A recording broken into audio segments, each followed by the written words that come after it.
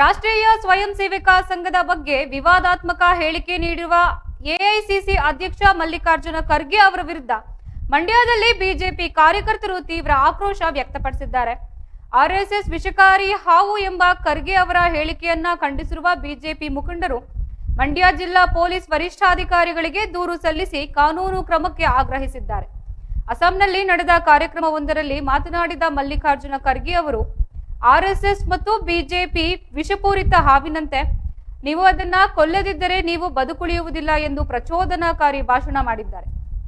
ಈ ಹೇಳಿಕೆಯು ಮುಸ್ಲಿಂ ಸಮುದಾಯವನ್ನ ಪ್ರಚೋದಿಸುವಂತಿದ್ದು ಮತ್ತು ಸಮಾಜದಲ್ಲಿ ದ್ವೇಷ ಬಿತ್ತುವಂತಿದೆ ಎಂದು ಬಿಜೆಪಿ ಕಾರ್ಯಕರ್ತರು ಆರೋಪಿಸಿದ್ದು, ಇನ್ನು ಮಂಡ್ಯ ಎಸ್ಪಿ ಕಚೇರಿಯ ಬಳಿ ಜಮಾಯಿಸಿದ ಕಾರ್ಯಕರ್ತರು ಖರ್ಗೆ ವಿರುದ್ಧ ಘೋಷಣೆಗಳನ್ನ ಕೂಗಿ ಕೂಡಲೇ ಅವರನ್ನ ಬಂಧಿಸುವಂತೆ ಒತ್ತಾಯಿಸಿದ್ದಾರೆ.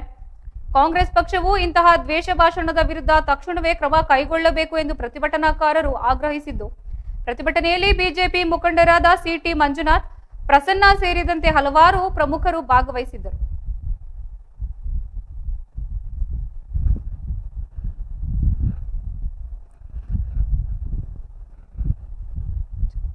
ಕೊಡ್ತಾ ಯಾಕೆಂತಂದ್ರೆ ಕಾಂಗ್ರೆಸ್ ಇವತ್ತು ತೀವ್ರತರವಾಗಿ ಹತಾಶರಾಗಿದ್ದಾರೆ. ದೇಶದಲ್ಲಿ ಅವರಿಗೆ ಉಳಗಾಲ ಇಲ್ಲ, ಎಲ್ಲೂ ಕೂಡ ಒಂದು ಮರ್ಯಾದೆ ಇಲ್ಲ. ಅಂಥ ಒಂದು ಪರಿಸ್ಥಿತಿನಲ್ಲಿ ನಾವು RSS ಮತ್ತು BJP ಬೈದ್ರೆ ನಾವು ದೊಡ್ಡ ವ್ಯಕ್ತಿಗಳಾಗ್ತೀವಿ ಅನ್ನೋ ಒಂದು ಭ್ರಮೆಯಿಂದ ಈ ರೀತಿ ಒಂದು ಬಾಲಿಶವಾದ ಹೇಳಿಕೆಯನ್ನು ಕೊಡ್ತಾ ಇದ್ದಾರೆ. ಏನು ಭಾರತೀಯರು ಅಮೇರಿಕಾದ ಗುಲಾಮರು ಅಂತೇಳಿ ಹರಿಪ್ರಸಾದ್ ಅವರು ಕೂಡ ಹೇಳಿದ್ದಾರೆ.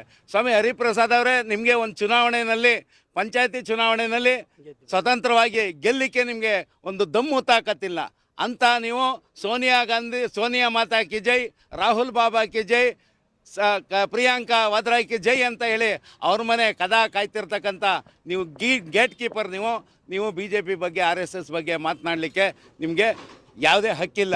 ಇವತ್ತು ಭಾರತ ಯಾರ ದೇಶದ ಗುಲಾಮರು ಅಲ್ಲ, ಭಾರತ ಯಾವ ದೇಶದ ಶತ್ರುನೂ ಅಲ್ಲ, ಯಾವ ದೇಶದ ಮಿತ್ರನೂ ಅಲ್ಲ. ಇವತ್ತು ಭಾರತದ ರಾಜತಾಂತ್ರಿಕತೆ ಇಡೀ ಪ್ರಪಂಚ ನಿಬ್ಬೆರಗಾಗಿ ನೋಡ್ತಾ ಇದೆ. ಹರ್ಮುಜ್ ಜಲಸಂಧಿಯಿಂದ ನಮ್ಮ ಹಡಗುಗಳು ವಿಶೇಷವಾಗಿ ಯಾವುದೇ ತೊಂದರೆ ಇಲ್ಲದೇ ಬರ್ತಾ ಇದ್ದಾವೆ. ಈಗ ಹರಿಪ್ರಸಾದ್ ಅವರು ಮನವರಿಕೆ ಮಾಡ್ಕೋಬೇಕು, ನಾವು ಅಮೇರಿಕಾದ ಗುಲಾಮರಲ್ಲ, ಅಮೇರಿಕಾದ ಗುಲಾಮರಾಗಿ